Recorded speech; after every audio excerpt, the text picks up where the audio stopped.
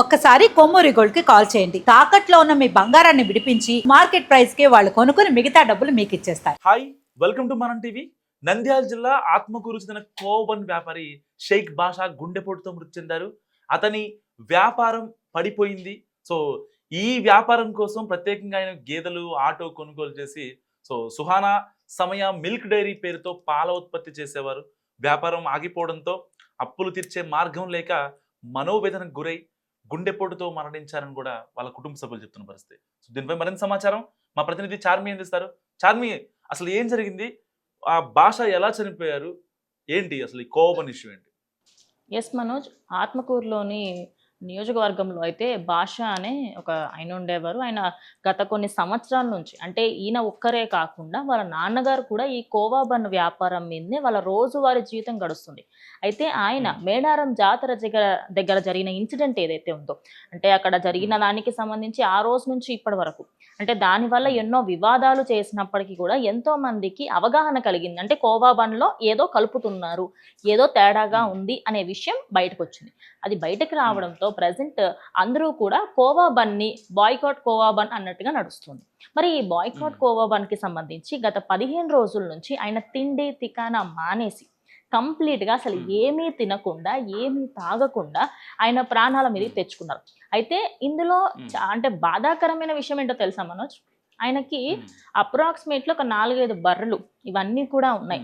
అదే కాకుండా ఆయన దానికి సంబంధించి ఒక పాల కేంద్రం మెయింటైన్ చేస్తూ ఆయన సొంతంగా తన కోవా తయారు చేసుకుంటున్నారు. ఈ కోవా బన్ విషయంలో ఏమైందంటే నాసిరకం అమ్మే వాళ్ళకి పడాల్సిన వేటు కరెక్ట్గా పడింది. కానీ ఇప్పుడు దీనివల్ల ప్రాబ్లం ఏంటంటే ఆత్మకూరులోని ఒక ఏరియాలో, ఆ నియోజకవర్గంలో అప్రాక్సిమేట్లీ ఒక 20 నుంచి 30 ఫ్యామిలీల వరకు ఈ కోవా బన్ అమ్ముకొనే బతుకుతున్నాయి. ఆ బతకడం వల్లనే ఆ భాష అనే వ్యక్తి గత కొద్ది రోజులుగా ఆందోళన, అమ్మ ఆయనకు అప్పులు ఉన్నాయి, 2 కూతుర్లు, వాళ్ళకి ఫ్యూచర్లో పెళ్లి చేయాలి, వాళ్ళకి సంబంధించి ఆవేదన, ఆయనకి ఇంటికి సంబంధించి, అదే విధంగా ఆయన వ్యాపారానికి సంబంధించి ఆ కోవా బన్ మీద ఆయన నిజంగా బతుకుతున్నాడంటే ఎస్, నిజంగానే వాళ్ళ ఫ్యామిలీ అంతా కూడా ఆ 10 రూపాయల కోవా బన్ మీదనే బతుకుతుంది. ఎందుకంటే ఇంట్లోనే కోవా తయారవుతుంది కదా మనోజ్, బర్రెలు ఉన్నాయి.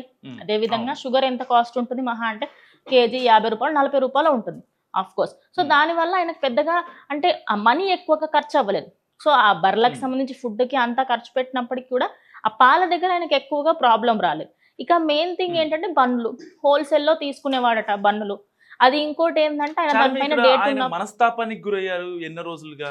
దాదాపుగా మేడారం జాతర అయిపోయిన తర్వాత మనం అబ్జర్వ్ చేయొచ్చు. సో అక్కడ కొంచెం జరిగిన కాన్సిక్వెన్స్ తర్వాత ఎవరి వర్షన్ ఎలా ఉందనేది కొద్ది రోజుల్లో దానికి సంబంధించిన ప్రొసీజర్స్ బయటకు వచ్చే అవకాశం ఉంది. కానీ ఇక్కడ అతన్ని వ్యాపారం సరిగ్గా చేసుకుని ఇవ్వట్లేదు.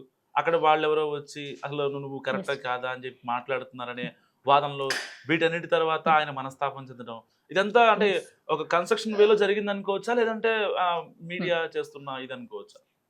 అదే పాయింట్ చెప్తున్నాను అండి. ఇందులో మీడియా ఎక్కడా కూడా మీడియా ప్రాపగండా ఏం లేదు. బికాస్ చాలా మట్టుకి మనం ఒక 2-3 డిఫరెంట్ వేరియేషన్స్ ఆఫ్ మాటలు విన్నాం. అంటే ఒక కత్తర్ హిందూ మాట్లాడిన మాటలు విన్నాము, ఒక సెక్యులర్ మాట్లాడిన మాటలు విన్నాం, ఒక ముస్లిం మాట్లాడిన మాటలు విన్నాం.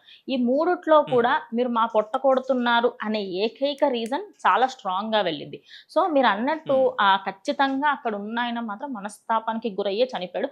మెయిన్ థింగ్ ఏంటంటే ఆయన ఎక్కువ రోజులు తినకుండా ఉండడము, ఒక్కసారిగా ఆయన ప్రజల్లోకి వెళ్ళి మాకు న్యాయం జరగాలని పోరాటం చేసిన వ్యక్తి ఇక ఆ మనస్తాపం అంతా తట్టుకోలేక ఒక్కసారిగా ఆయనకి గట్టిగా స్ట్రోక్ రావడంతో ఒక్కసారిగా హార్ట్ అటాక్ వచ్చి ఆయన కుప్పకూలిపోయారంట. అయితే గత 15 రోజులు ఉండేది అంటే ఇప్పుడు ఒక భాష అనే వ్యక్తి ఇప్పుడు దీన్ని కూడా హిందూ ముస్లిం అనే ఒక ఇది చేయొచ్చు. కానీ అల్టిమేట్ గా మనం మాట్లాడుకుంటే వాళ్ళ భాష అనే వ్యక్తి గుండెపోటుతో మృతి చెందారు, అనంతలోకాలకు వెళ్ళిపోయారు. వాళ్ళ ఫ్యామిలీలో 2 ఆడపిల్లలు ఉన్నారు. ఇప్పుడు వాళ్ళ ఫ్యామిలీ దయనీయ స్థితిలో ఉంది ఒక రకంగా చెప్పాలంటే. అంటే ఇంటికి పెద్ద దిక్కే లేకపోవడంతో ఒక రకంగా ఇబ్బందికర సిచ్యువేషన్స్ ఉంటాయి. మినిమం సర్వైవల్స్కి ఫ్యామిలీని లీడ్ చేసుకోవడం కావచ్చు, ఇలాంటివి చాలా ఇబ్బంది అవుతాయి. కేవలం ఆడవాళ్లే ఉంటాయి. మరి ఇలాంటి నేపథ్యంలో ఆయన ఇంతకు ముందు కోవా బన్పై చేసిన వ్యాఖ్యలు ఏంటి? అంటే ఇలాంటి రెసిన్ పదార్థాలు కావచ్చు, పిల్లలు పట్టుకుండా ఇలాంటివి వాటిని సమర్థించేవారా, లేకపోతే అలా జరుగుతుంటే అది తప్పు అని అంటే నిలదీసేవారా? ఆయన మనసత్వం అలాంటిది, ఆయన శైలి ఎలా ఉండేది? మనోజ్ మీరు చెప్పినట్టు ఒకసారి మనం రీజన్ గురించి కూడా మాట్లాడుకుందాం. అంటే జనాల్లో ఇంత వ్యతిరేకత రావడానికి ఇంకొక రీజన్ కూడా ఉంది. ఒక కోవా బన్ విషయంలోనే కాదు. ఒకానొక సందర్భంలో ఒక డాక్టర్ అయ్యుండి ఆయన రెసిన్ కలిపి 1,00,000 మంది ప్రాణాలు తీసేదానికి సంబంధించి ఒక కుట్ర పన్నారు అనే విషయం యావత్ 2 తెలుగు రాష్ట్రాలలో శంఖం మోగినట్టు మోగింది. అవునా కాదా? మీరు కూడా చూసే ఉంటారు దానికి సంబంధించి కంప్లీట్‌గా. సో అక్కడ జరిగిన సిట్యుయేషన్‌కి సంబంధించి అప్పటి నుంచి కూడా ఈ మతపర కలహాలు అనేటివి రోజు రోజుకి ఎక్కువ అవుతూ పోయాయి. అయితే ఈ భాష అనేటైనా ఎప్పుడైతే ఈ కోవా బన్ ఇష్యూ బయటకొచ్చిందో ఆ రోజు నుంచి ఈ రోజు వరకు మీరు మా పొట్ట కొడుతున్నారు అనే ఒక విషయం. అదే విధంగా ఆయన తప్పు చేశారా చేయలేదా పక్కకు పెట్టండి. మా సైడ్ ఎంతో మంది నిజంగా మేము ఇంట్లోనే తయారు చేసి పెడుతున్నాము. మరి వాటి గురించి ఎందుకు మాట్లాడట్లేరు? ఇప్పుడు ఎంతో మంది నిజంగా అంటే మనం డే టు డే లైఫ్‌లో మనోజ్ 10 రూపీస్ కోవా బన్ కాదు. మీరు ఎప్పుడైనా ఒక రూ. 30, రూ. 40 బయట కోవా బన్ అమ్ముతారు. అది నిజంగా జెన్యూన్‌గా ఉంటుంది కొన్ని సార్లు. సో ఇక్కడ ఏమవుతుందంటే జెన్యూన్‌గా అమ్మే వాళ్ళ పొట్ట కొట్టినట్టుగా అవుతుంది అన్నట్టుగా ఈ కంప్లీట్‌గా ఇదే స్టోరీ నడుస్తుంది. ఇక ఈ భాష అనేటైనా ఈ రెసిన్‌కి కానీ లేకపోతే ముస్లింలకి సంబంధించి హిందువులకు సంబంధించి ఏదైనా తప్పు జరిగింది అంటే ప్రొటెస్ట్ చేసిన వ్యక్తి.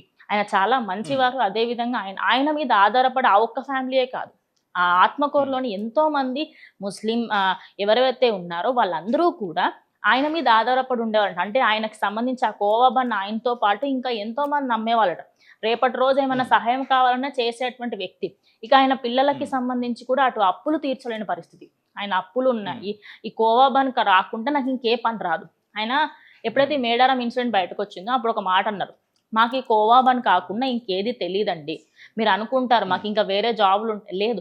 మేము రోజు పొట్టగుట్టు దీనితోనే నడుస్తుంది. మా చక్రం ఏదైతే ఉందో, మా గాడి ఏదైతే ఉందో అది దీనితోనే నడుస్తుంది. అది నడవట్లేదు అంటే ఖచ్చితంగా ఈరోజు మా పొట్టగొట్టిన వాళ్ళు అవుతున్నారు. సరే దీనికి సంబంధించి ఇది ఎక్కడికో వెళ్ళింది. అంటే సిచ్యువేషన్ అక్కడ నాసిరకంగా తప్పుడుగా అందులో పురుగులున్నాయనో ఏదో ఒక రీజన్ వల్ల స్టార్ట్ అయినప్పటికీ అది కాస్త మతపర కలహాలు దాని తర్వాత ఇంకా ఇంకా ఇంకా ముందుకు వెళ్ళింది. కానీ ఇప్పుడు చూసుకుంటే చాలా మంది ప్రజెంట్ అక్కడ ఉన్న ఏరియాలో వాళ్ళు ఏమంటున్నారంటే గవర్నమెంట్ సైడ్ నుంచి మాకు కొంత గొప్ప మనీ ఇచ్చే ప్రయత్నం చేయండి. లేదు అంటే మేమందరం ఈ కోవా బన్ ఆపేస్తాం. మరి మాకు వేరే ఉద్యోగాలు ఇప్పియండి. ఎందుకంటే ఇప్పుడు కోవా బన్‌కి సంబంధించి చాలా మందిలో ఏంటంటే తినొద్దు, ఇంకా ముస్లింలు అమ్మితే అసలుకే తినకూడదు అనేది ప్రచారం ఎక్కువగా జరిగింది.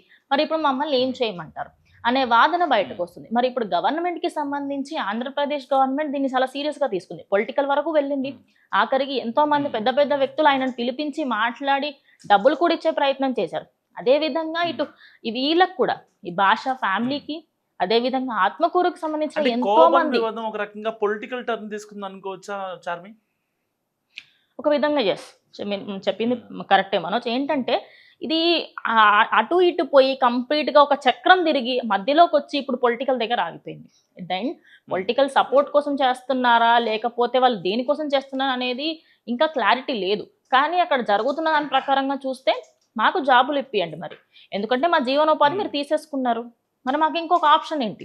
అప్రాక్సిమేట్లీ గత 15 రోజుల నుంచి అంట మనోజ్ మీరు నమ్మరు వాళ్ళు అసలు బయటకు వెళ్ళట్లేదంట. రీజన్ ఇదే. అంటే బయటికి వెళ్తే మీ దగ్గర ఎందుకు కొనాలి? మీ దగ్గర కొంటే మీరు ఏం కలుపుతున్నారో తెలీదు. మీరు ఏం వేస్తున్నారో తెలీదు. మీరు రెజనే వేస్తున్నారో లేకుంటే ఇంకేమైనా వేస్తున్నారో ఏంటో అనేది చాలా మంది మాట్లాడుతున్నారు. ఇంకో విషయం ఇది రవ్వ బన్ అని ఇంకోటి ఉంటుంది. ఇది వేరే కాన్సెప్ట్ అన్నమాట. ఇంకా కోవా కాదు అది. కొంత గొప్ప కోవా ఉంటుంది. అందులో కొంచెం మన బాంబినో రవ్వ ఆ రవ్వ వేసి షుగర్ వేసి కలుపుతారు. అది కూడా సేమ్ కోవాలానే ఉంటుంది. సో ఈ 2 డిఫరెంట్ సెట్ ఉన్నాయి. సో చాలా మంది దీనిలో కన్ఫ్యూజ్ అవుతారు. ఆ 10 రూపాయల దాంట్లో కొంత గొప్ప రవ్వ అనేది కలుపుతారు. ఖచ్చితంగా కలుపుతారు అందులో నో డౌట్. అందులో పక్కా ప్యూర్గా ఉండాలి అంటే ఈయనలాగా ఇంకా బర్లన్నీ పెట్టుకొని ఉండాలి. కానీ ఇక్కడ మొత్తం పొలిటికల్గా మాకు సపోర్ట్ ఇవ్వండి. ఎట్ ద ఎండ్ భాష చావు ఇప్పుడు కంప్లీట్‌గా ఎలా దారి తీసిందంటే సరే ఆయన హార్ట్ అటాక్‌తో చనిపోయినప్పటికీ కూడా కారణం అయితే ఆయన వ్యాపారం సరిగ్గా కొనసాగట్లేదు కాబట్టి ఆయన చనిపోయారు. సో ఆయన ఫ్యామిలీకి ఎవరు మద్దతు తెలపాలి? ఆయన ఫ్యామిలీని ఎవరు చూసుకోవాలి? ఆ 2 అమ్మాయిలకి సంబంధించి ఎవరు పెళ్లి చేయాలి? మరి ఆంధ్రప్రదేశ్ గవర్నమెంట్ ఎలాంటి డిసిషన్ తీసుకోబోతుంది? బికాస్ ఇప్పటికే దీనిపైన చాలా చాలా చాలా దుమారం రేగింది. చాలా మంది నమ్మడం మానేశారు, కొనడం మానేశారు. సో మరి ఇదొకటే కాదు కదా మనోజ్, 2 తెలుగు రాష్ట్రాలలో అప్రాక్సిమేట్లీ 1000కి పైగా కోవా బన్ అమ్మే వాళ్ళు ఉన్నారు. అంతెందుకు ఇక్కడ జూబ్లీ హిల్స్, మాదాపూర్ ఆ ఏరియాలో కూడా ఉంటారు.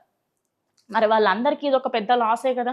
రేపటి రోజు దీనికి సంబంధించి ఇంకా ఎంతో మంది మనస్తాపానికి గురయ్యే ఛాన్సెస్ ఉన్నాయి కదా.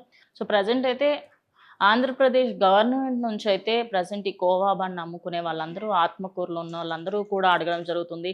సో వాళ్ళకి గవర్నమెంట్ ఎలాంటి సపోర్ట్ ఇస్తుంది, నిజంగా ఇస్తుందా లేదా అనేది కూడా చూడాల్సింది Manoj. Thank you Charmi. So ఇది కోవబన్ వ్యాపారి మృతి సంగతి. మీరేమనుకుంటారు మస్ట్ కామెంట్ చేయండి. మీ అభిప్రాయాన్ని కామెంట్ చేసే ప్రయత్నం చేయండి. చూస్తూనే ఉండండి మనం టీవీ.